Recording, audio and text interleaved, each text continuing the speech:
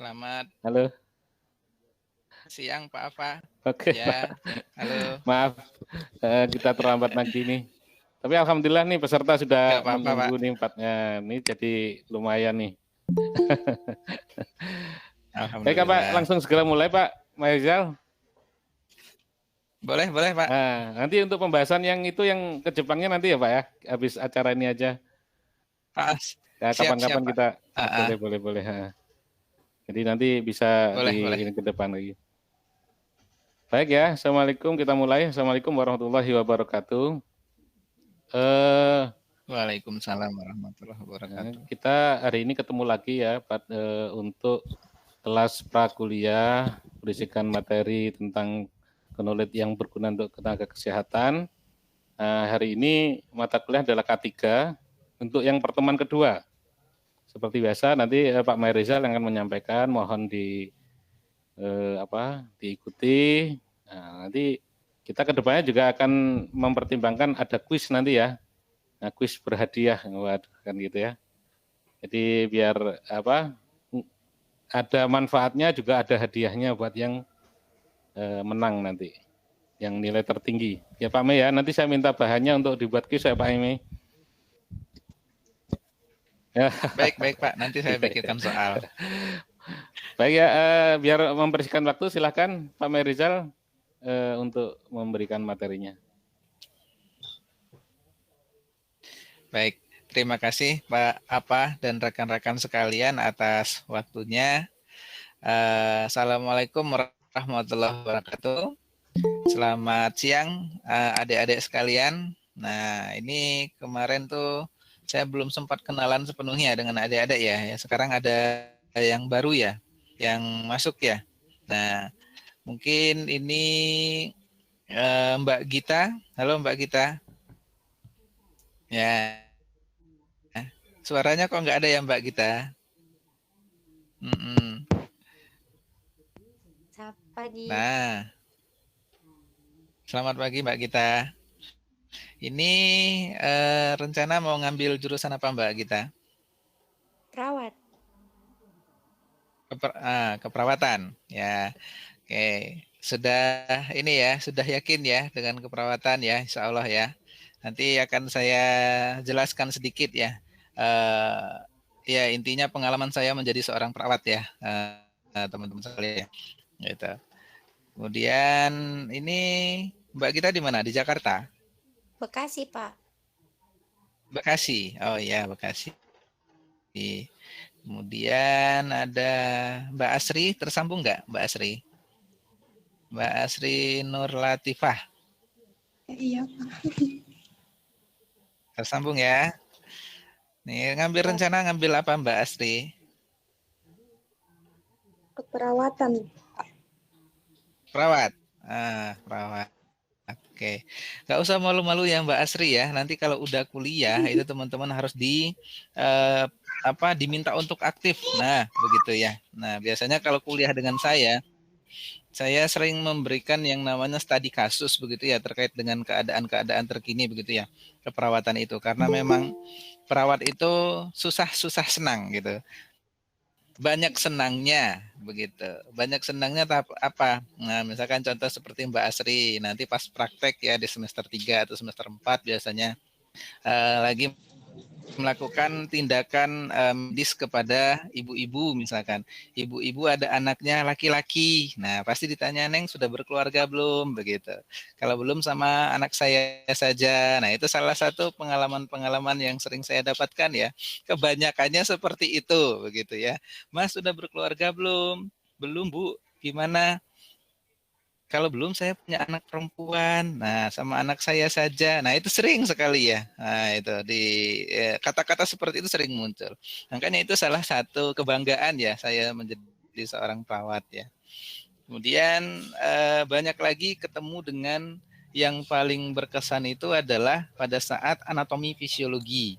Nah, karena saya di ruang bedah dulu ya.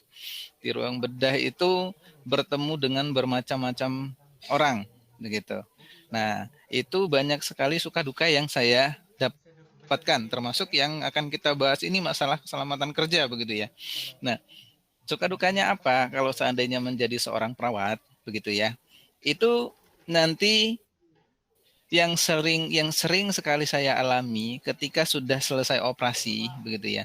Saya keluar dari ruang operasi itu keluarga pasien sudah menunggu, menanyakan, Mas gimana ke operasinya lancar atau tidak begitu. Sampai sering sekali diajakin duduk dulu. Padahal saya harus bikin asuhan keperawatan dulu ya. Tapi karena dia adalah seorang klien kita, kita memang harus memberikan pemahaman seperti itu. Nah, itu salah satu yang saya alami, yang saya tekuni sekarang di keselamatan kerja juga. Karena memang kalau membahas masalah pasien ya nantinya, pasti teman-teman nanti kalau sudah menjadi seorang perawat, kalau sudah menjadi seorang perawat itu terutama nanti berhubungan dengan pasien, nanti bagi yang dicandain sama pasien.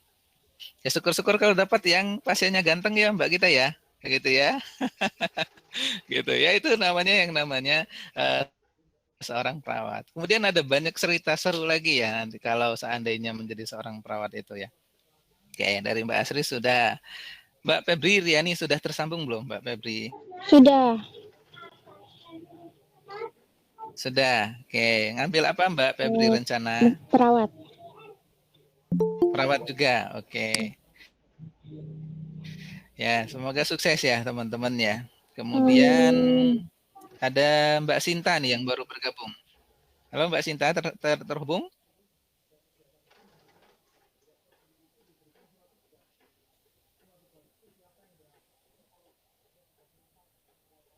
Belum ya, Mbak Sinta, belum terhubung ya. Oke. Oke, kalau gitu kita materi ya teman-teman. Sambil materi ini ada sedikit saya sampaikan terkait dasar-dasar semua ya teman-teman. Ini terkait dengan yang namanya, sebentar.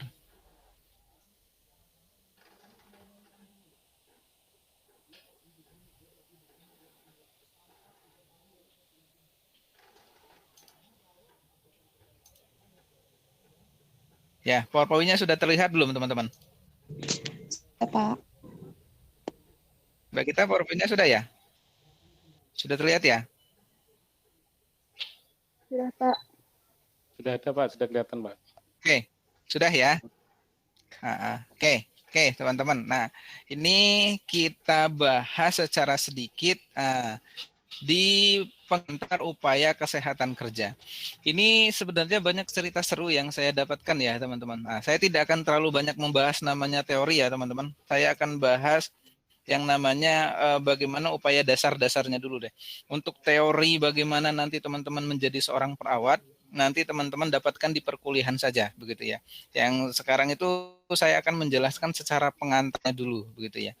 Ini keseruan seru atau mungkin teman-teman bilang sedih, monggo silahkan nanti, atau teman-teman bilang, wah Pak ternyata perawat itu berat, monggo silahkan. Tapi yang jelas ini ada suatu pengantar kita sebagai seorang kesehatan ya. Nah, salah satunya adalah mengupayakan kesehatan kerja. Nah, kesehatan kerja ini untuk siapa ya? Untuk saya, begitu ya. Kesehatan kerja ini untuk siapa? Nanti untuk Mbak Gita begitu ya, atau untuk Mbak Sinta tadi ya. Nah, itu nanti diprioritaskan dulu begitu ya. Nah, intinya kalau membahas upaya pelayanan kesehatan kerja, ini merupakan suatu bagian integral dari suatu manajemen rumah sakit begitu ya. Di mana saya sebagai kepala bidang misalkan nanti, atau Mbak Gita sebagai kepala bidang nantinya. Karena tidak menutup kemungkinan ya setelah nanti teman-teman lulus dari Andakara itu bisa menjadi kepala bidang begitu ya, tidak mesti harus di pelayanan terus begitu ya.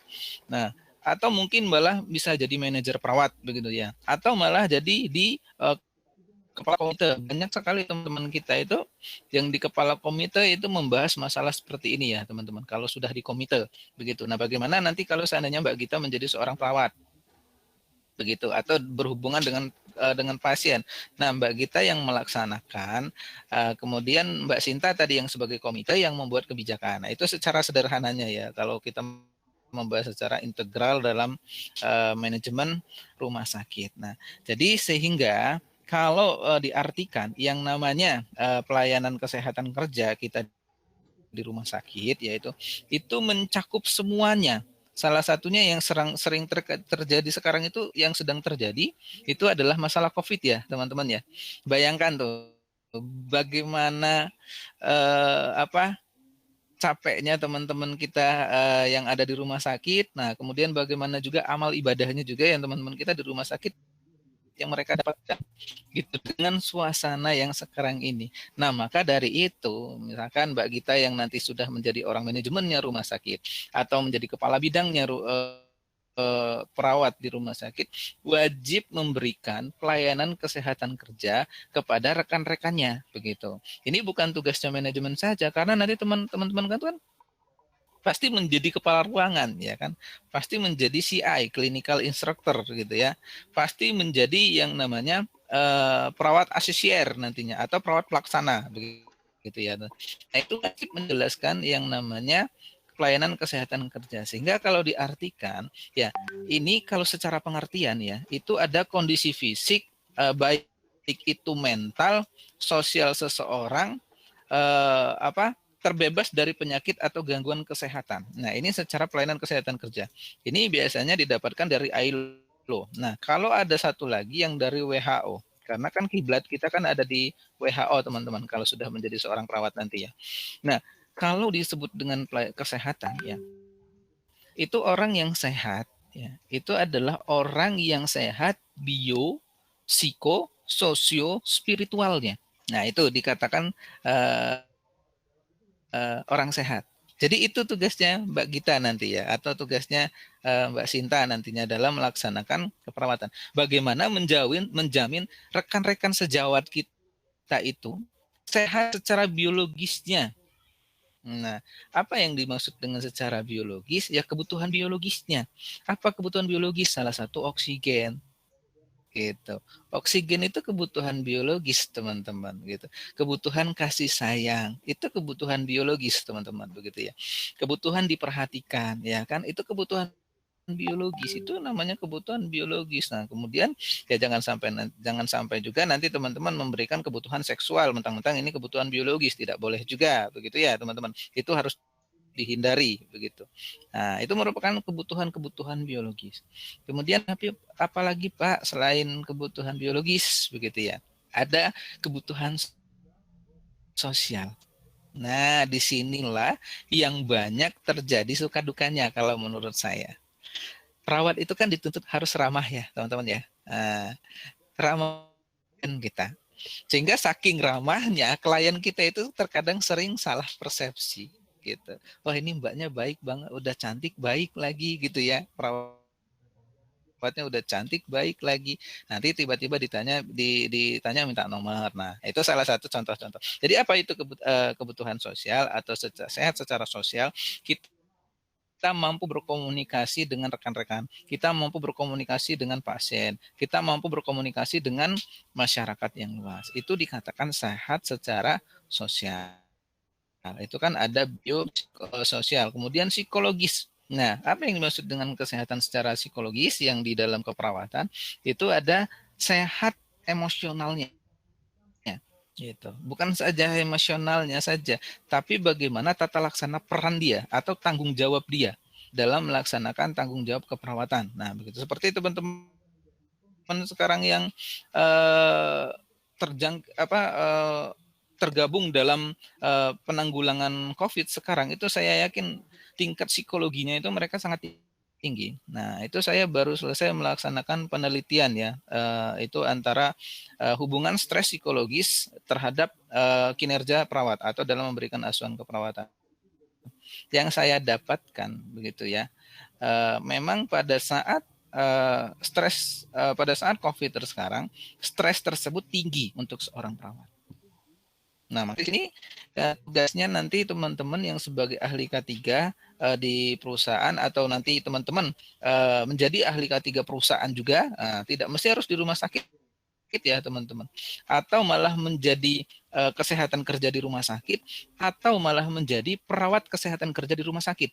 Nah, itu wajib menjamin gitu. Nah, contoh kenapa saya berbicara, Pak, apakah kesehatan kerja ini masuk dalam K3? Masuk. Begitu jawabannya. Kenapa? Teman-teman lihat, Ada nggak dokter A misalkan titik koma SPOK, itu spesialis okupasi, spesialis kesehatan kerja, teman-teman. Perawat ada nggak? Hiperkes, ya kan? Hygiene perusahaan kesehatan kerja dan keselamatan kerja. Nanti kan teman-teman pasti dibekali kalau seandainya nanti tergabung dalam manajemen rumah sakit, pasti saya yakin diminta untuk sertifikasi hiperkes tersebut. Karena itu kebutuhan kita sebagai seorang perawat. Gitu. Contoh, saya mohon maaf sebut nama grupnya ya. Salah satu grup di Jakarta itu ada grup S ya. Rumah sakitnya awalnya dari S gitu ya. Siloam. Itu membutuhkan perawat yang tersertifikasi dulu begitu. Seperti apa? Tersertifikasi Hiperkes, BLS dan segala macam supaya apa? Nanti teman-teman menjadi seorang perawat itu mampu melaksanakan atau kebutuhan dasar manusia tersebut bisa penuhi gitu melalui apa tadi, sehat secara biologis, sehat secara psikologis, secara sosial, satu lagi spiritual gitu. Kalau secara spiritual ini berhubungan dengan keagamaan gitu ya teman-teman. Jadi itu nih pengantarnya teman-teman menjadi seorang perawat nanti. Nanti pasti diajari oleh rekan-rekan dosen di Andakara. Bagaimana kebutuhan biologis? Ada pasang impus ya kan? Itu kebutuhan makan minum ya kan, infus dipasang infusnya gitu.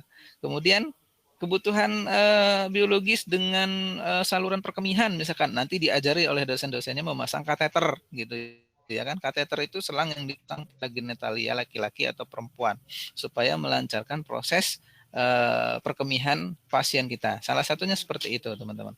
Nah itulah pengantar dari kesehatan kerja.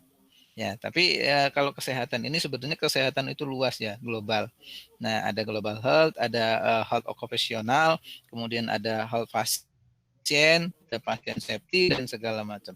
Nah, yang saya sampaikan ini hanya dasarnya dulu. Itu pengertian secara sehat yang nanti akan teman-teman dapatkan di perkuliahan. Kemudian tugasnya nanti Mbak Gita dan teman-temannya itu harus melakukan kegiatan keperawatan itu secara komprehensif di rumah sakit gitu. Sebenarnya ini bukan di rumah sakit saja ya teman-teman. Kalau teman-teman bekerja di klinik ya secara komprehensif juga nantinya. Kalau teman-teman bekerja di perusahaan kecantikan atau klinik kecantikan ya secara komprehensif juga. Teman-teman jadi perusahaan makanan dengan jenis kesehatan, saya sebut merek ya. Teman-teman saya banyak di sana, perawat ya. Seperti susu ya, susu bayi. Nah, saya sebut merek ya. Seperti SGM, kemudian itu ada lagi Denon dan segala Denko dan segala macam. Itu teman-teman kita perawat banyak di sana sebagai pelaksana kesehatan kerja di kliniknya. Jadi mindsetnya itu jangan terpikir di rumah sakit. Pak, kalau kami nggak dapat kerja di rumah sakit, seorang perawat nganggur dong? Enggak. Itu jawabannya. Perawat itu ruang lingkupnya luas nantinya ya. Tidak hanya bekerja di rumah sakit, puskesmas jadi, mau home care pun bisa sekarang. Karena kan sudah keluar undang-undangnya teman-teman. Nah, ini saya sebutkan ya, sedikit saja ya teman-teman. Ada Undang-Undang nomor 38 tahun 2014. Nah, ini undang-undang kita. Ini namanya Undang-Undang Keperawatan. Undang-Undang Keperawatan UUK. Nah, di sini kalau dulu kita mau buka klinik kan sembunyi-sembunyi, ya kan? Sekarang itu tidak. Perawat sudah diperbolehkan membuka klinik atas dasar asuhan keperawatan. Nah, nanti teman-teman akan dapat ini di perkuliahan ya, teman-teman. Di asuhan keperawatan. Jadi, Dek Gita buka klinik di rumah boleh nggak? Boleh. Ada yang larang sekarang, karena undang-undangnya udah keluar 2014. Begitu, ya. Dulu sebelum 2014 ya memang benar. Banyak yang mengasumsikan kita itu mantri. Begitu ya. Tapi sekarang per 2014 undang-undang keperawatannya sudah keluar. Difungsikanlah di sini sebagai partner dokter. Dokter saja ya. Ini adalah tenaga kesehatan ya, nakes. Nah, ya baik dokter, bidan, farmasi, elektromedik, kemudian itu apa lagi? Orang kesehatan lingkungan dan segala macam, kesmas dan segala macam. Itu kita sebagai partner dari mereka nantinya. Teman-teman boleh membuka klinik karena undang-undang ini sudah keluar. Nah, itu. Pak, apakah klinik kami hanya berfokus di rumah sakit? Tidak. Gitu. Contoh seperti saya orang hiperkes, saya banyak bekerja sama dengan perusahaan. begitu ya. Jadi perusahaan tersebut kalau memeriksakan tenaga kerja di kita, begitu. Itu teman-teman itu harus dipahami. Itu ruang lingkupnya itu luas nantinya teman-teman, ruang lingkup kerja perawatan. Ini saya sampaikan secara dasar-dasar dulu ya, plus nanti ruang lingkupnya, gitu ya. Komprehensif. Nah, nanti Mbak Gita dan teman-teman akan melakukan yang namanya tindakan preventif. Preventif itu kalau kita secara dasarnya itu adalah pencegahan penyakit loh, teman-teman. Itu ya. Intinya mencegah penyakit gitu ya, teman-teman. Itu. Promotif meningkatkan kesehatan. Nah, apa yang kita sehatkan sekarang itu yang lagi tenar di Indonesia pemberian vaksin. Nah, itu tindakan apa? Promotif yang dilakukan oleh pemerintah atas gagasan siapa Pak di sini? Bukan hanya dokter saja yang ada di Kementerian Kesehatan. Itu ada perawat kok, ada tenaga kesehatan lain dan segala macam. Nah, itu salah satu usaha promotifnya ya. Jadi, ini meningkatkan derajat kesehatan. Kalau preventif nanti tugasnya Gita dan teman-teman mencegah penyakit gitu. Ya baik di rumah sakit ataupun di lingkungan luas. Nah, bisa dipahami ya. Ini mencegah penyakit, ini meningkatkan derajat kesehatan. Kuratif itu memberikan pengobatan. Nah, disinilah yang banyak teman-teman sebut dengan tindakan medis gitu ya. Nah, itu salah satunya tindakan medis begitu ya. Apa pengobatannya? Ya, itu. Kita memberikan infus nanti. Kita nyuntik atau injeks ya, begitu ya. Kita memberikan pemasangan kateter. Kita balut luka, ganti perban, kemudian apalagi perawatan luka diabetes mellitus ya kan, perawatan segala macam ya nanti ya. Itu merupakan tindakan medis yang nanti akan dilakukan. Nah, makanya nanti disambungkanlah dengan yang namanya kesehatan kerja. Saya kasih contoh satu saja ya adik-adik ya. Adik-adik akan melakukan tindakan medis terkait dengan pembersihan luka dengan gangren misalkan. Nah, mungkin adik-adik masih asing ya dengan gangren ya karena belum mempelajari ya. Gangren itu adalah luka yang tidak sembuh-sembuh akibat seseorang itu terkena kencing manis atau diabetes begitu ya. Akhirnya ditumbuhinlah yang namanya bakteri-bakteri. Bakteri itu namanya gangren. Gangren itulah yang menggerogoti sel-sel si pasien kita. Nah, di sini kita sambungkan dengan pelayanan kesehatan kerja. Kita memberikan tindakan tersebut atau Sinta memberikan kegiatan tersebut ya, tindakan itu harus menjamin keselamatan perawat juga. Nah, inilah yang namanya kesehatan kerja dalam perawatan. Nah, adik-adik nanti di perkuliahan pasti dapat yang namanya Kesling Kesja ya. Kalau saya dulu namanya Kesling Kesja. Kesling Kesja persyaratan untuk dapat itu ada PHC dulu ya. PHC itu Primary Health Care. Ya. Kemudian itu di pertama itu ada KDK, konsep dasar keperawatan. Nah, itu biasanya konsep sehat, sakit dan segala macam. Nah, itu dulu itu nanti akan didapatkan perkuliahan. Tapi saya contohkan satu tadi ya. Ketika memberikan tindakan dengan tindakan medis, pasien kita dengan gangren atau luka pada diabetesnya atau pada bagian tubuhnya, adik-adik harus menjamin safety pada perawat. Nah, siapa di sini ya kita yang memberikan tindakan. Jangan sampai cairan yang dari tubuh pasien ya itu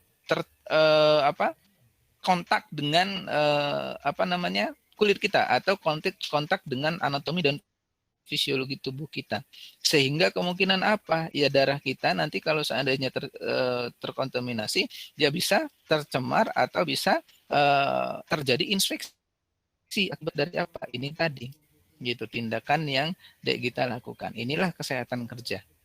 Bisa dipahami ya teman-teman ya. Rehabilitatif itu adalah pengobatan. Rehabilitatif itu adalah tindakan pengobatan lanjutan. Biasanya ini disebut dengan apa Pak Merizal begitu. Ini rawat jalan atau setelah 3 hari dirawat di rumah sakit begitu. Si pasien kita atau perawat kita dipersilahkan pulang dulu untuk pengobatan di rumah. Inilah yang namanya dengan kesehatan kerja. Tapi semua kegiatan ini itu harus dibuat dengan safety gitu ya. Teman-teman, ini salah satu pengembangan ilmu dalam dunia keperawatan gitu. Kalau dulu kita berfokus perawat itu di rumah sakit ya, tapi sekarang tidak teman-teman. Ada keperawatan komunitas ya kan, ada keperawatan jiwa. Keperawatan jiwa itu tentang psikologi semua loh teman-teman. Sekarang yang lagi tenar itu adalah home care ya gitu ya, keperawatan home care atau keperawatan di rumah begitu. Itu mulai berkembang dunia keperawatan sekarang itu ya. Salah satunya ini adalah dunia keperawatan atau kesehatan kerja ini. Nah, ini salah satunya yang bisa di semua lini perusahaan begitu atau rumah sakit. Rumah sakit itu industri loh, teman-teman. Gitu. Ya, itu yang harus kita pahami ya sama-sama ya, teman-teman. Semoga dengan pengantar ini nanti ya teman-teman mendapatkan semakin yakin ya untuk menjadi seorang perawat. Ini tujuan dari kesehatan kerja, ya jelas pertama memelihara dan meningkatkan derajat kesehatan masyarakat pekerja di semua lapangan pekerja. Salah satunya ada di gambar ini. Nanti perawat, dokter itu juga seorang pekerja. Tugasnya teman-teman nanti sebagai orang kesehatan di rumah sakit yang memberikan jaminan terhadap keperawatan tersebut begitu. Mencegah timbulnya gangguan kesehatan kerja. Apa kesehatan kerja itu tadi sudah saya jelaskan ya, upaya mencapai derajat kesehatan setinggi-tingginya untuk pekerja begitu ya. Nah, melalui apa tadi? Biopsikososio spiritual gitu ya, teman-teman, itu kesehatan kerja. Kemudian yang ketiga, memberikan perlindungan bagi pekerja dari yang saya merahin ini. Bahaya atau sering disebut ini oleh dokter itu hazard begitu ya. Itu saya punya dosen namanya Prof. Dokter ya, Prof. Dokter dianya MSc ya. Dia mengatakan kita bekerja di rumah sakit bahayanya tinggi atau hazardnya tinggi sekali. Salah satu semua hazard berada di rumah sakit. Mulai dari hazard fisik, hazard biologi, hazard ergonomi, hazard psikologi dan segala macam itu ada di sini. Ini semua, maka dibutuhkanlah nanti teman-teman ini sebagai perawat kesehatan kerja nanti di rumah sakit gitu. Jadi menghindari teman-teman itu bahaya itu bisa menjadi PAK. PAK itu penyakit akibat kerja begitu ya di keperawatan. Gitu. Kemudian 4, menempatkan dan memelihara kesehatan pekerja di suatu lingkungan kerja yang sesuai dengan kemampuan fisiknya masing-masing.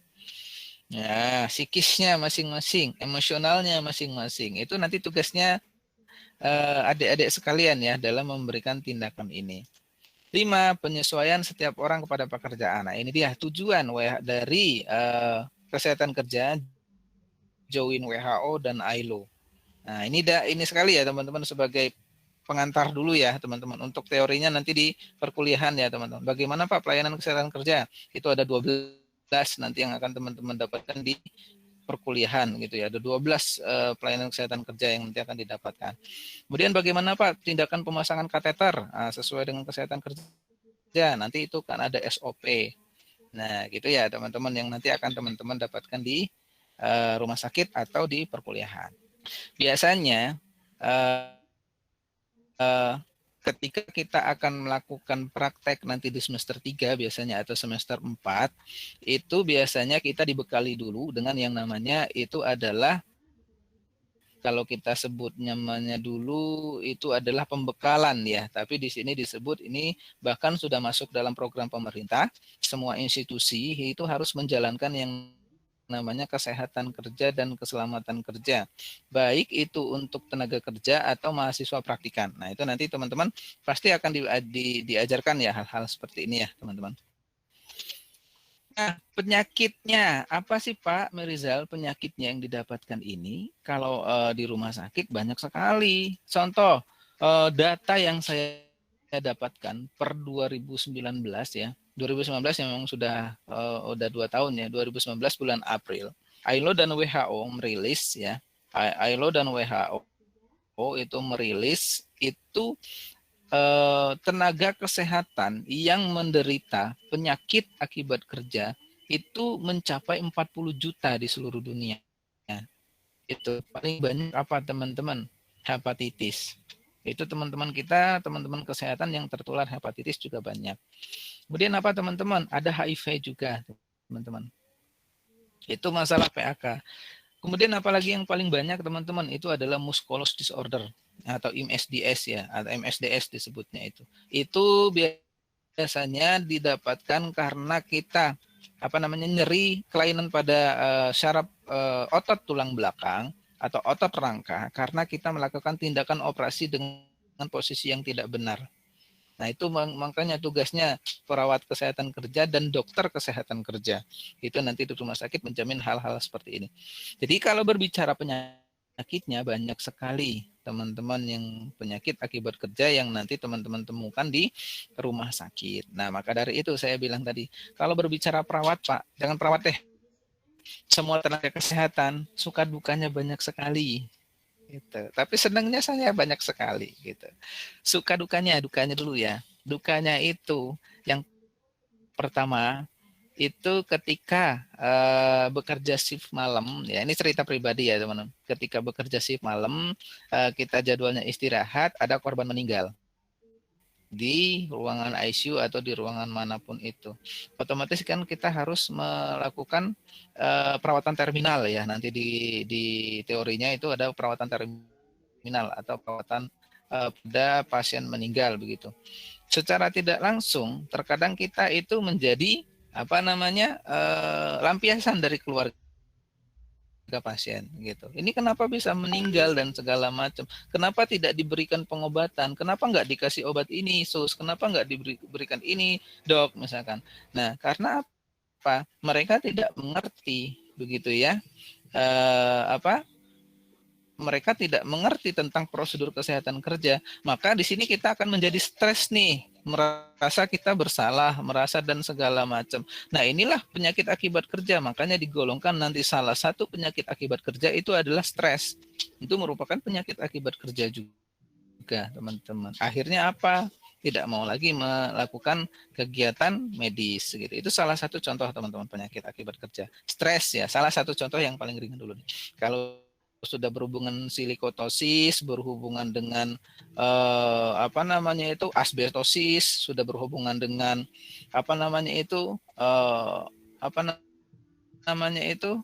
Finigia dan segala macam itu nanti didapatkan di teori ya, biasanya itu didapatkan di medikal bedah dan saluran pernapasan itu ya teman-teman. Kalau seandainya berhubungan dengan sistem persarapan, musculoskeletal disorder, itu biasanya didapatkan di keperawatan medikal bedah juga. Nanti teman-teman pasti dapat medikal bedah ya, teman-teman. Itu berhubungan dengan sistem persarapan. Nah, apalagi kurikulum sekarang sudah terbaru ya, teman-teman. Kurikulum per sistem ya, itu saya senang sekali. Kurikulum terbaru itu, dengan kurikulum per sistem itu dapat membuat mahasiswa itu memahami lebih banyak. Karena apa? Yang penjelasannya itu berbeda dengan kurikulum yang berbasis kompetensi dulu ya. Sekarang sistem berbasis sistem gitu ya teman-teman. Oke, itu ya yang dimaksud dengan penyakit akibat kerja, penyakit yang diakibatkan oleh pekerjaan tersebut gitu. Contoh misalkan Dek Gita bekerja di ruang bedah, banyak penyakitnya nanti akan didapatkan di perkuliahan gitu ya. Kemudian aspek kesehatan kerja kita mulai lihat dari aspek fisiknya. Nah, jadi di sini diharapkan perawat kalau sudah menjadi seorang perawat harus memahami salah satunya ada bahaya yang nanti didapatkan di ruangan. Salah satunya apa? Penerangan kurang bagus. Ini masuk dalam aspek fisik. Kebisingan. Biasanya kalau di ruang ICU kan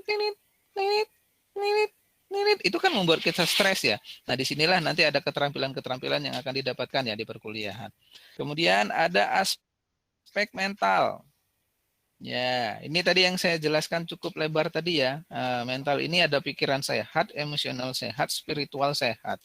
Ini harusnya teman-teman kuasai nanti dalam perkuliahan gitu ya. Ada bagaimana cara membuat pikiran sehat, emosional sehat atau mental. Dulu saya di keperawatan jiwa 1 itu saya masih ingat nama dosennya Pak Bola ya dan Pak Ahmad. Itu melakukan yang namanya hypnobirthing dulu kan, ada hipnoterapi, kemudian kami melakukan hipnotis. Salah satunya teman-teman, ruang lingkup perawat. Jadi saya bilang tadi, Pak, apakah kami perawat itu berhubungan dengan pasien terus? Iya, berhubungan dengan pasien. Tapi ruang lingkupnya tidak hanya di rumah sakit. Tuh, teman-teman. Ya, itu ya teman-teman yang harus kita pahami sama-sama. Bahkan di perawat diajarkan yang namanya hipnoterapi. Nah, kenapa di sini Pak? Di sini biasanya kan kalau ada pasien dengan nyeri, begitu ya. Kalau pasien nyeri, otomatis bagaimana tekniknya seorang perawat nanti melakukan tindakan nyeri tersebut atau manajemen nyeri tersebut supaya berkurang karena obatnya tadi sudah tidak bisa diberikan dosis lagi karena obatnya sudah diminum gitu. Dengan apa? Yaitu hipnoterapi. Nanti akan dapat di mata kuliah keperawatan jiwa biasanya ya. Itu nanti akan ada insya Allah ya, ada keperawatan jiwa nantinya. Ini akan berhubungan dengan ini. Jadi keperawatan itu ada banyak teman-teman, ada keperawatan jiwa, nantinya belajar tentang jiwa. Saya dulu prakteknya di Rumah Sakit Jiwa Bandung ya. Ada keperawatan medikal bedah ya. Kemudian ada keperawatan kesehatan kerja atau keperawatan K3 yang sering disebut ya, hiperkes yang sering disebut begitu ya. Kemudian itu ada keperawatan kardiovaskuler begitu. Itu nanti teman-teman juga dapat tuh. Gitu ya. Selain keperawatan kardiovaskuler, nanti itu apa namanya itu ada keperawatan neurologikal atau ilmu keperawatan syaraf begitu ya. Itu sudah mulai ada loh, teman-teman. Nah, sementara Pak, kesehatan kerja sebenarnya masuk di mana Pak? Keperawatan komunitas. Gitu ya, karena masih termasuk dalam keperawatan komunitas untuk sampai saat ini. Begitu ya, teman-teman. Karena yang memecah menjadi kesehatan kerja baru Kesmas sekarang sama dokter. Perawat itu baru masuk di keperawatan komunitas, kecuali kalau prodinya mendirikan D4 kesehatan kerja. Nah, itu boleh sudah masuk ya, teman-teman. Jadi ada banyak nanti yang akan teman-teman dapatkan di dunia keperawatan. Itu ya, teman-teman. Kemudian ada kesehatan sosial.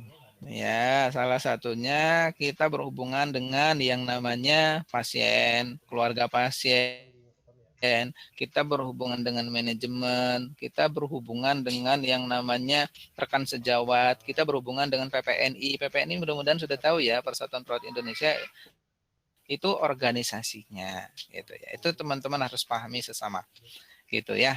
Ekonomi, politik, nah dan segala macam. Ini kesehatan sosial. Kesehatan ekonomi ya berarti ini untuk teman-teman yang sudah dibilang mampu ya memenuhi kebutuhan secara sendiri atau mandiri. Nah, baru nanti digolongkan di kesehatan ekonomi. Ini nanti akan dapat di keperawatan komunitas ya, teman-teman.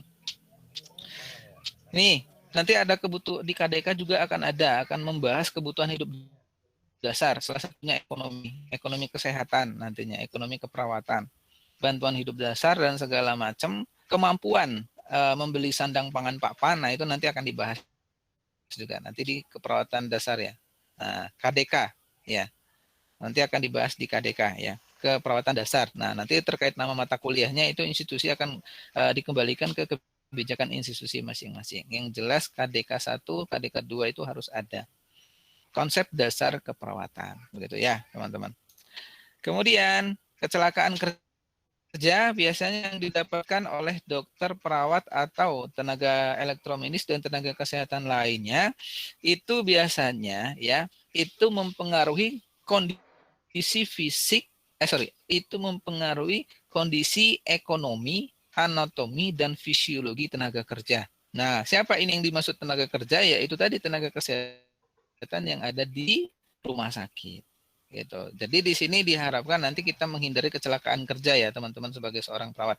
Karena kalau sudah terjadi kecelakaan kerja, berarti di rumah sakit tersebut sudah terjadi insiden. Nah, manajemennya itu perlu dipertanyakan. Apalagi kalau terjadi sampai dengan dokternya yang meninggal atau perawatnya meninggal pada saat bekerja di rumah sakit. Nah, itu harus dipertanyakan. Ini kenapa bisa terjadi seperti itu?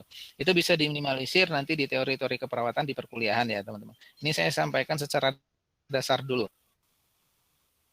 Penyebabnya, ya penyebab basic itu biasanya didasarkan oleh perilaku tenaga kerja atau perilaku perawat di sini ya, di sini. Ya, perawat ini masuk tenaga kerja ya, teman-teman. Kenapa? Ya, coba lihat deh. Kita jangan melihat perawat yang sudah profesional. Kita melihat teman-teman kita praktikkan. Ya, nanti teman-teman pasti ngalamin ya, praktekan keperawatan. Praktek keperawatan.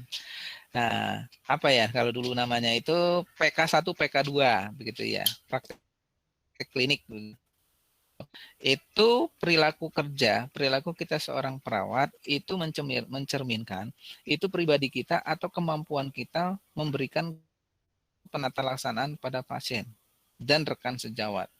Maka di sini kondisi penyebab dasar ini pasti berhubungan dengan yang namanya perilaku kerja. Salah satunya apa? Kalau kondisi fisik perawat sehat, insya Allah bisa melaksanakan asuhan keperawatan dengan baik. Kalau mentalnya terganggu, pasti dia melaksanakan asuhan keperawatan aut-autan. Asuhan keperawatan ada 5 ya, adik-adik nanti ya.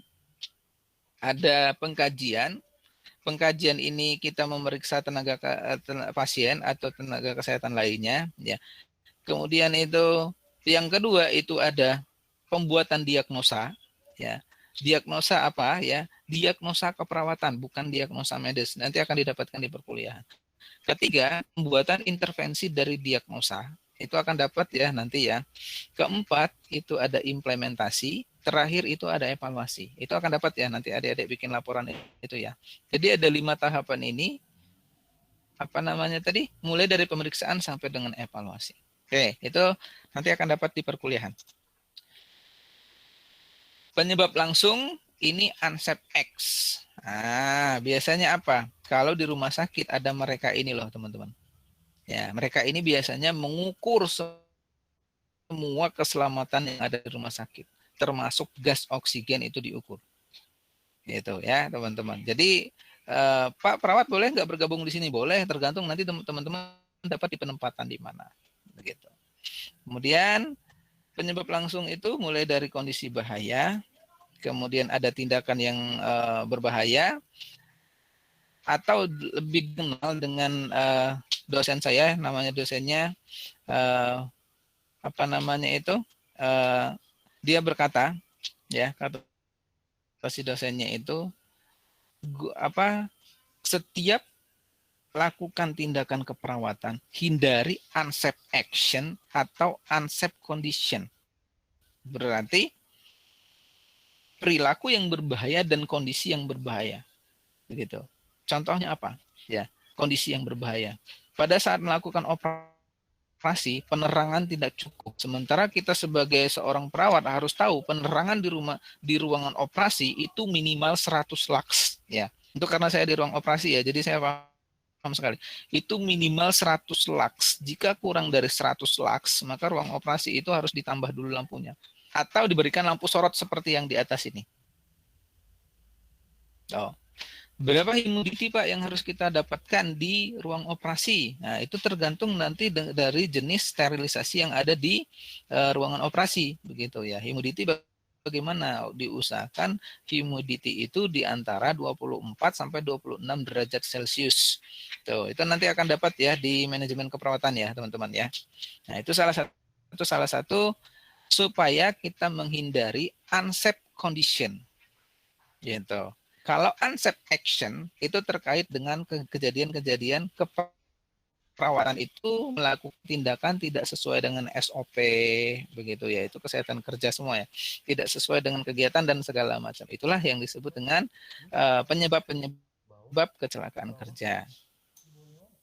Kemudian ada penyakit yang didapatkan. Nah, ini ada penyakit fisik, kerusakan indera, ya kan, gangguan penglihatan, kanker, kemandulan kalau berhubungan dengan bahan kimia terus ya ada konjungtivitis gitu ya, atau kekurangan oksigen di dalam saluran pernapasan, di dalam aliran darah kita, sehingga terdapat konjungtivanya itu pucat. Nah, dinamakan konjungtivitis atau infeksi. Sudah mulai ada infeksi.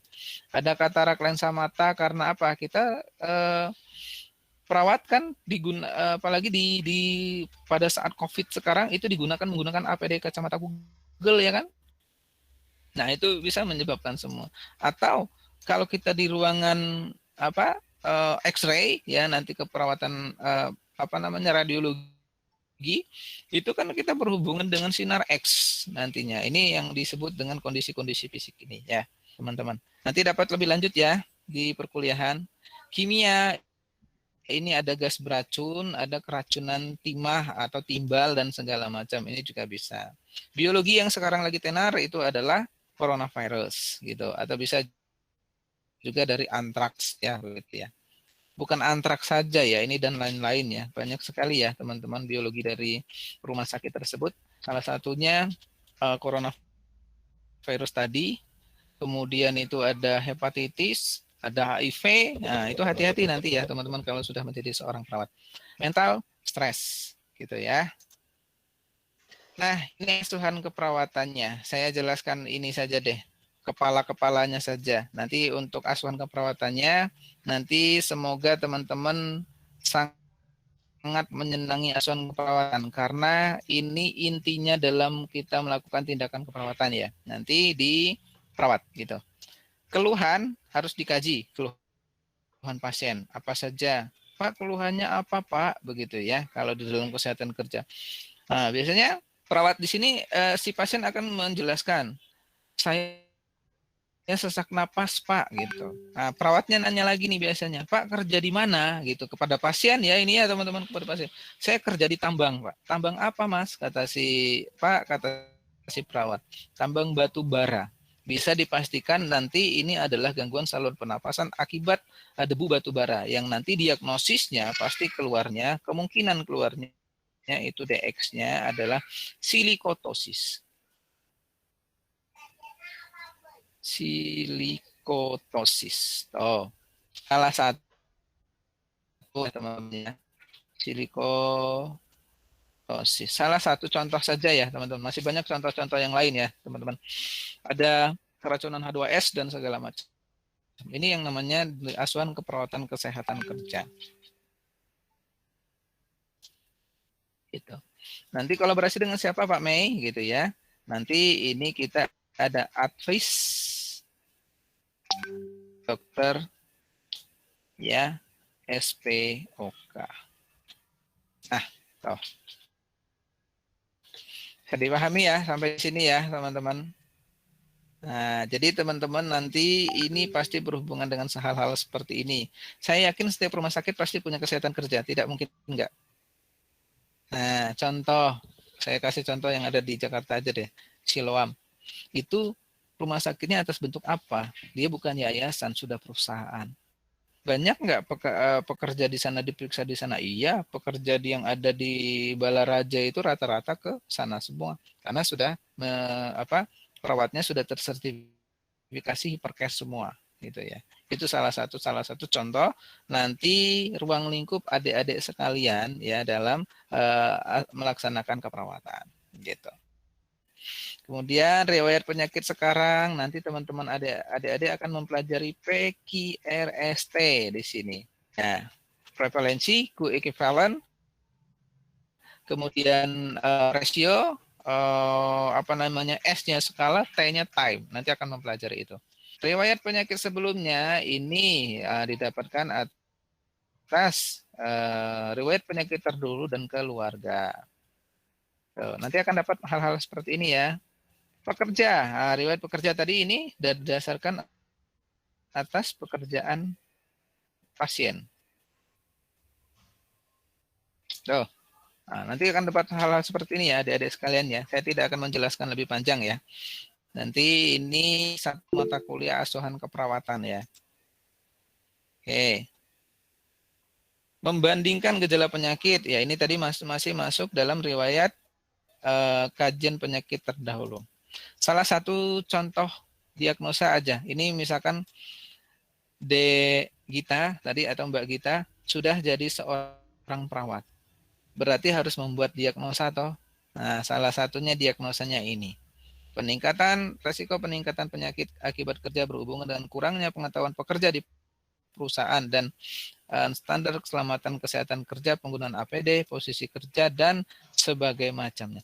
Ini salah satu contoh keperawatan kesehatan kerja.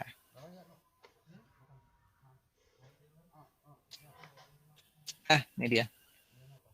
Contoh ya teman-teman, ini apa rekan-rekan saya ya teman-teman banyak juga bekerja di lembaga. Salah satu yang apa namanya saya sebut ya penyaluran tenaga kerja ya. Nah itu rata-rata teman-teman keperawatan itu memang harus disertifikasi ini ya teman-teman.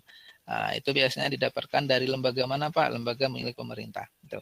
Nah itu keterampilan-keterampilan yang nanti bisa didapatkan di keperawatan. Oke, salah satunya itu adalah kesehatan kerja. Oke, adik-adik sampai di sini ada yang mau dipahami untuk intervensi nanti di perkuliahan saja. Karena ini harus berbentuk form ya. Formnya apa? Mulai dari diagnosis, rencana intervensi, keluhan tupan-tupen atau tujuan jangka panjang jangka pendek ya. Kemudian tindakan intervensi, kemudian parap dan segala macam. Nanti ini akan dapat di perkuliahan. Ada yang mau ditanyakan silahkan adik-adik sekalian.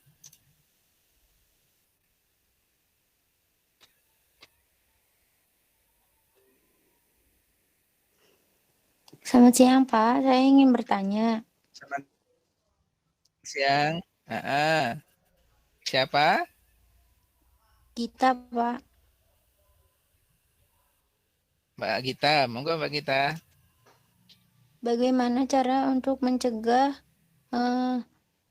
ketiga apabila pasiennya kayak pasang kateter, terus pelepasannya kan kita nggak tahu tuh hal yang tidak terduga di luar. Mm-mm.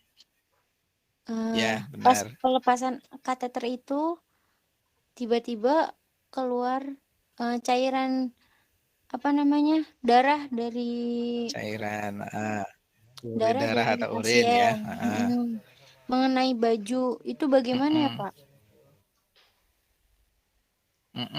Nah ini pertanyaan bagus ya. Salah satu contoh aja pada saat Dek Gita atau Mbak Gita nanti melaksanakan kegiatan pemasangan kateter. Otomatis resiko kita pada saat proses sampai pelepasan kita punya resiko ya sebagai seorang perawat ya Mbak Gita ya dan teman-teman yang Iya, lain ya. Pak. Nah di sana nanti akan ada kepala ruangan. Misalkan saya kepala ruangannya Mbak Gita nih misalkan ya. Berarti setiap prosedur ya setiap tindakan itu saya akan buat prosedurnya gitu ya. Apa prosedurnya terkait dengan SOP. Apa SOP-nya, Pak? SOP dari berbagai tindakan keperawatan. Nah, berarti bagaimana caranya begitu ya?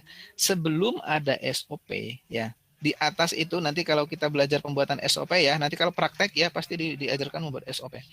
Ini kan urutan SOP 1, 2, 3, 4, 5, 6. Langkah 1 ini menyiapkan alat, langkah 2 menyiapkan pasien, langkah 3 pengkonsen dan bla bla bla. Nanti dipelajari ya. Di atas itu ada persyaratan sebelum lanjut ke SOP. Namanya persyaratan alat pelindung diri. Apa saja yang kita butuhkan, Dek, di situ ya. Di alat pelindungan diri, pemasangan kateter itu ada handscoon. Itu ya. Makanya kan tidak boleh lagi melakukan tindakan keperawatan yang berhubungan dengan cairan tubuh, perawatnya tidak menggunakan handscoon. Itu disanksi. Ada pasalnya itu nantinya, ya. Nah, berarti Dek kita nanti harus menggunakan handscoon pertama. Yang kedua ya, handscoon itu sarung tangan ya Dek kita, teman-teman. Yang kedua, itu kita harus menggunakan yang namanya pelindung apa namanya kacamata. Nah, itu untuk apa? Mencegah cairan yang ada di dalam tubuh pasien pada saat pelepasan atau pemasangan kateter itu mengenai mata karena bisa langsung masuk ke dalam sel tubuh perawat tersebut. Nah, kemudian ada APD-APD yang lain lagi. Nah, standar prosedur yang lain lagi begitu. Salah satu nanti bekas dari kateter tersebut dibuangnya kemana? Apakah ke bengkok atau ke kom steril? Nah, itu nanti dibuatkan oleh kepala ruangannya. Jadi kesehatan kerja ya itu nanti akan dibuatkan oleh kepala ruangan. Dia kita nanti melakukan tindakan tersebut itu sesuai dengan prosedurnya. Nah, prosedur yang sudah kita pelajari di ruangan atau kebijakan kepala ruangan sehingga yang namanya pekerjaan perawat mempunyai resiko. Nah, tugasnya kita, saya sebagai kepala ruangan atau Mbak Asri nanti sebagai kepala ruangan minimalisir resiko itu terjadi atau terjadi penularan kepada perawatnya. Tidak bisa dihilangkan, tapi diminimalisir saja. Nggak mungkin toh orang nggak bisa pipis dek kita itu harusnya pasang kateter. Udah jangan pasang kateter, itu banyak resikonya, kan nggak mungkin gitu ya Mbak Sri ya. Jadi itulah yang nanti dilakukan.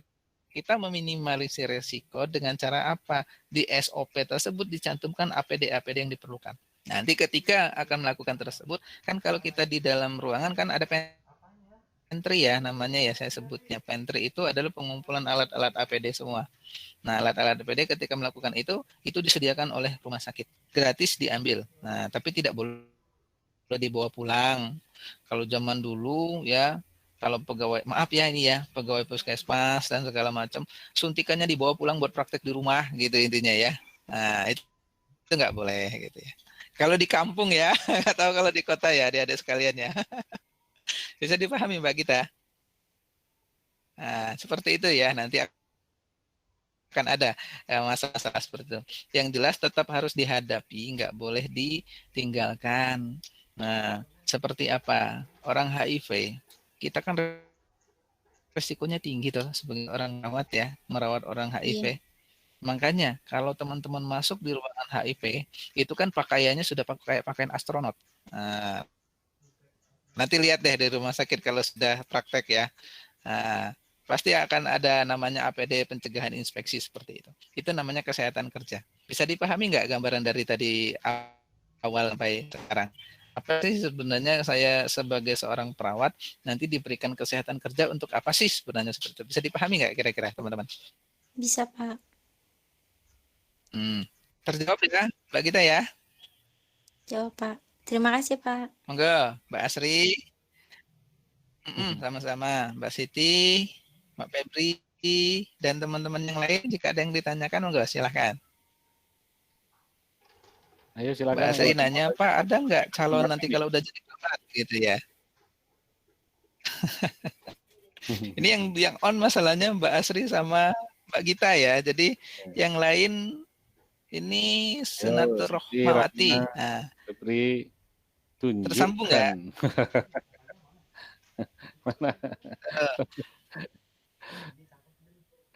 Enggak, silahkan. Kalau kuliah sama saya santai saja ya teman-teman. Ya beginilah gaya saya kalau ngajar di perkuliahan begitu ya teman-teman. Nanti insya Allah ya ketemu gitu ya teman-teman. Ya, insya Allah. Dimanapun itu ya teman-teman. Enggak ada. Pak Febri, Mas, Mbak Febri, Pak apa nih? Mbak Rahmatul Azizah tersambung enggak? Mana nih nggak pada live ini ya? Kita. Mbak Asri yang mau ditanyakan? Atau mau tanya tentang jodoh Mbak Asri? Enggak, Pak.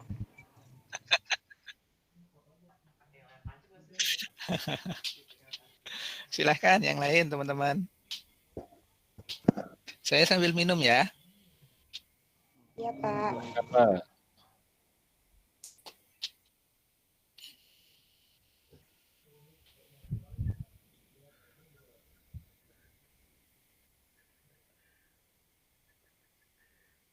Pas ini tidak ada yang ditanyakan. Pasti Apa ada di chat? Rizal Coba nih. saya buka chatnya. Malu-malu nih. Iya, nanti kalau sudah kuliah diharapkan aktif ya, gitu ya. Kalau bisa lebih aktif daripada dosennya, gitu. Sama satu lagi, dosen jangan ditakuti tapi jadikan teman buat berkomunikasi. Nah, saya dapat teori itu namanya Pak Setiawan, Dr. Setiawan Eskep MSc. Nah, jadi beliau itu selalu terbuka sama mahasiswanya. Sampai sekarang alhamdulillah masih sering komunikasi dengan saya. Gitu. Jadi dosen jangan ditakuti, tapi dijadikan sebagai sumber mencari ilmu dan komunikasi. Gitu. Tapi jangan ditanya dulu, Pak lagi ngapain ya? Jangan seperti itu juga, gitu ya. Gitu ya, teman-teman. Enggak, silakan. Jika ada, kalau tidak ada kita akhiri. Enggak, teman-teman.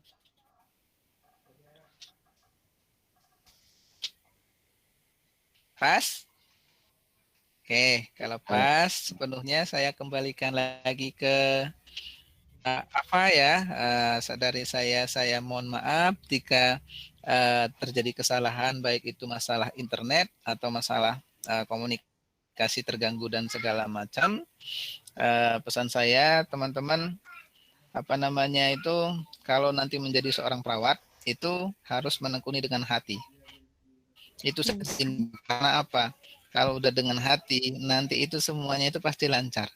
Gitu loh. Nanti pasti dapat celahnya sendiri atau peluang-peluang sendiri bagaimana mencari rezeki di dunia keperawatan. Nah, itu nanti diajarkan di teori biasanya partner dan kepemimpinan gitu ya. Tadi ya apa ya? Kepemimpinan ya, teori kepemimpinan ya. Ada Pak, Nanti ya. ada, Pak. Nanti itu ya, teman. Itu ya, teman. Dari saya akhiri. Saya mohon maaf jika waktunya terlalu cepat ya, atau saya berbicaranya terlalu cepat. Sampai ketemu di pertemuan selanjutnya. Saya akhiri, saya kembalikan kepada Pak Alfa. Assalamualaikum warahmatullahi wabarakatuh.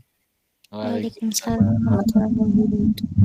Terima kasih Pak. Terima kasih Pak Marizal. Terima kasih. Baik ya, demikian dari paparan dari Pak Marizal. Tadi Bapak juga sempat ketinggalan materinya tadi karena ada rapat sebentar. Ya, jadi nanti pertemuan berikutnya itu nanti kita umumkan ya hari apa. Mudah-mudahan Sabtu besok Pak Taufik juga bisa kesempatan lagi untuk memberi materi sama kita. Ya, di grup sudah saya umumkan ya mengenai info pendaftarannya bagi yang memang sudah memastikan diri atau sudah yakin ke Andakara silakan dibaca di grup ya mengenai pengumumannya. Selanjutnya untuk hari ini kita cukupkan sekian ya. Terima kasih atas kehadiran rekan-rekan sekalian. Mudah-mudahan kita tetap menjalin silaturahmi sekalipun tidak harus disatukan. Demikian ya. Assalamualaikum warahmatullahi wabarakatuh. Sampai jumpa lagi.